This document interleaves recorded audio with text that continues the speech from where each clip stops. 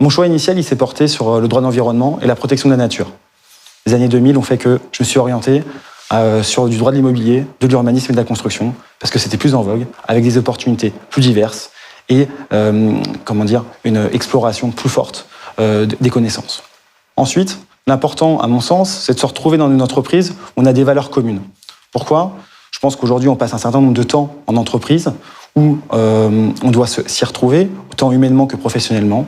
Et aujourd'hui, chez Saint-Gobain, c'est ces points d'orgue qui sont hyper importants pour moi et dans lesquels je m'épanouis pleinement.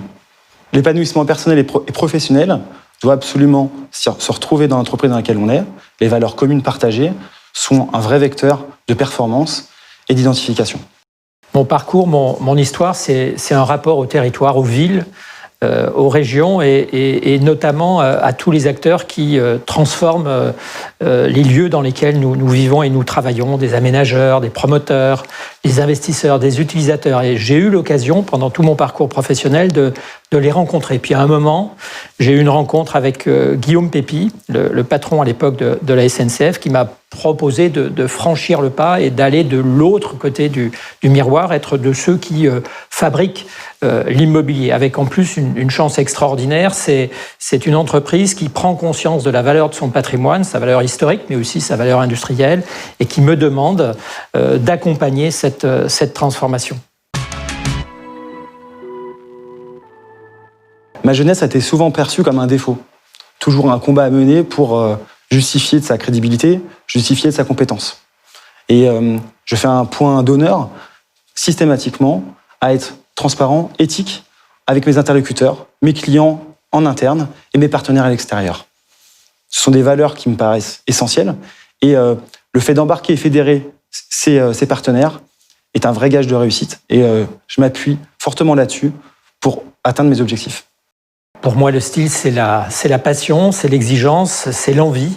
C'est ce que j'aime transmettre à mes équipes en ayant finalement deux moteurs. C'est d'abord l'écoute, la satisfaction des besoins des utilisateurs internes, mais aussi de nos partenaires externes.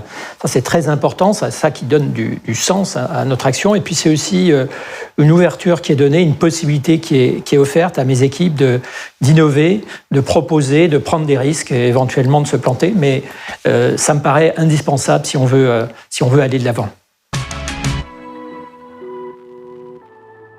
L'aménagement du territoire, il est le reflet des choix des politiques et de la société civile. Aujourd'hui, je suis convaincu que les sociétés utilisatrices, et notamment les directions immobilières, doivent participer à cet aménagement. Pourquoi ? 1, dans leur intérêt propre, de profitabilité.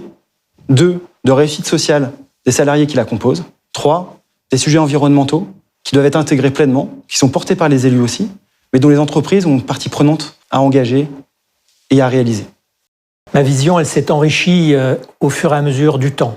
L'immobilier, au départ, c'est de l'optimisation, c'est de la réduction des risques, c'est de l'amélioration des conditions de vie au travail. Puis, progressivement, au sein d'une entreprise comme la SNCF, c'est devenu un véritable levier de transformation. On le voit en ce moment, même avec la crise de la Covid-19 et la réinterprétation de ce que c'est que l'espace de travail en présentiel, qu'est-ce que c'est que le rapport des salariés au travail. C'est vrai aussi dans nos installations industrielles. Et puis, il y a une responsabilité particulière de l'immobilier à la SNCF comme dans beaucoup d'entreprises. C'est le rapport à l'extérieur, le rapport au territoire. Comment nouer avec les acteurs de terrain une relation différente qui va permettre de retisser la ville, de retisser du lien, mais aussi de produire de la ville de manière différente en recyclant par exemple les matériaux. C'est en tout cas le cœur de la vision que j'ai portée avec les équipes de SNCF Immobilier.